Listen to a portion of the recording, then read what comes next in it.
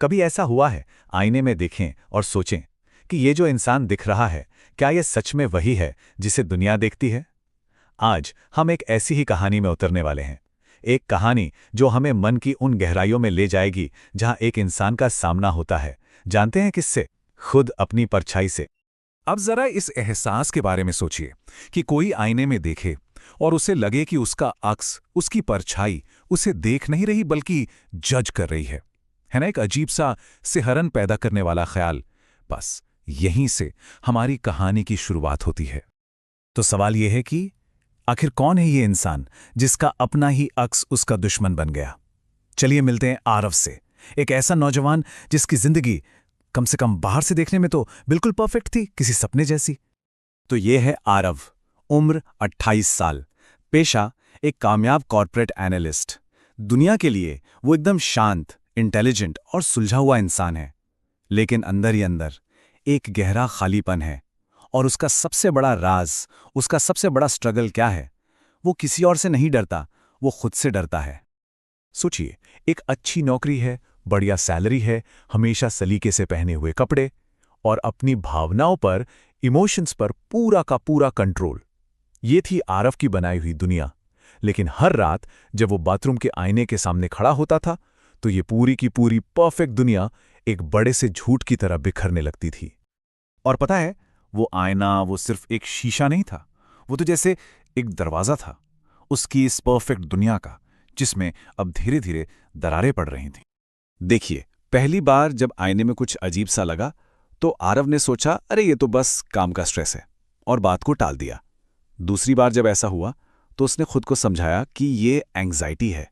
लेकिन तीसरी बार अब इनकार करने का कोई रास्ता नहीं बचा था, क्योंकि इस बार आईने में जो अक्स था वो मुस्कुराया, और वो मुस्कान आरव की तो बिल्कुल नहीं थी। अच्छा, तो ये जो आरव के साथ हो रहा था ना, वो सिर्फ उसका वहम नहीं था। साइकोलॉजी में एक बहुत ही इंटरेस्टिंग थ्योरी है। वो ये कहती है कि जब कोई इंसान खुद से भागता है तो उसका अपना दिमाग ही एक पॉइंट पर आकर उसे जबरदस्ती खुद से मिलवाता है, एक टकराव करवाता है। और आरव का दिमाग बिल्कुल यही कर रहा था। और फिर वो रात आ ही गई। अब भागने का कोई रास्ता नहीं था, सिर्फ एक ही चीज बची थी, और वो थी सच्चाई का सामना करना।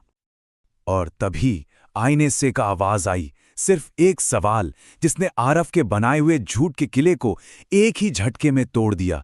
सवाल था, तू कब तक झूठ जिएगा? सिर्फ एक सवाल, और आरव पूरी तरह से टूट गया। उसे सब कुछ याद आने लगा। वो बचपन जब रोने पर उसे डांटा जाता था कि लड़के रोते नहीं हैं। वो टीनेज के दिन जब अपनी फीलिंग्स बताने पर उसका मजाक उड़ाया जाता था। और फिर उसे याद आया वो दिन जब उसने खुद से एक वादा किया था, एक खतरनाक वादा, कि आज के बाद वो कभी कुछ भी महसूस नहीं करेगा। अब देखिए, आरव की कहानी सिर्फ आरव की नहीं है। ये कहानी उस साइकोलॉजिकल प्रोसेस को दिखाती है जिसे कहते हैं द सप्रेस्ड सेल्फ, यानी हमारी दबी हुई आत्मा। तो चलिए जरा समझते हैं कि ये आखिर होता क्या है।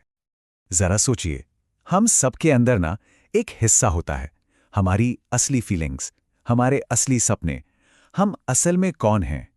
लेकिन अक्सर क्या होता है, समाज का प्रेशर, परिवार की उम्मीदें या कोई पुराना दर्द, इनके बोझ के नीचे हम अपने उस असली हिस्से को कहीं बहुत गहरे में दफन कर देते हैं। बस इसी दबे हुए हिस्से को साइकोलॉजिस्ट सप्रेस्ड सेल्फ कहते हैं। और ये एक बहुत कड़वी सच्चाई है ना? हमारा समाज अक्सर क्या सिखाता है कि मजबूत होने का मतलब है अपनी भावनाओं को दबा दो।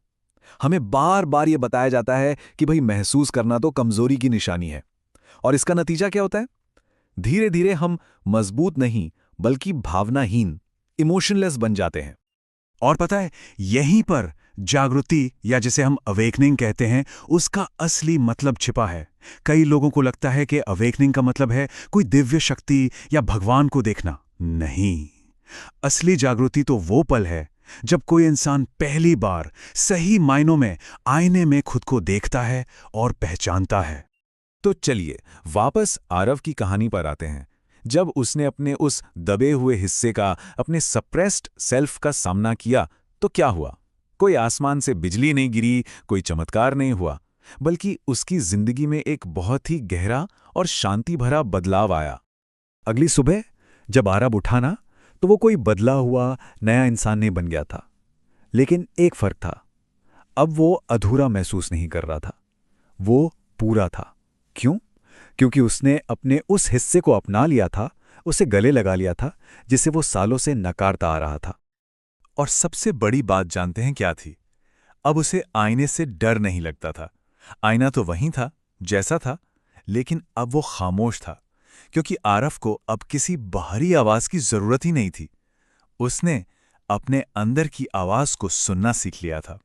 आरव की कहानी हमें एक बहुत जरूरी सवाल के साथ छोड़ जाती है। एक ऐसा सवाल जो शायद हम सभी के लिए है कि जब कोई आईने में देखता है तो उसका आईना उससे क्या कहता है?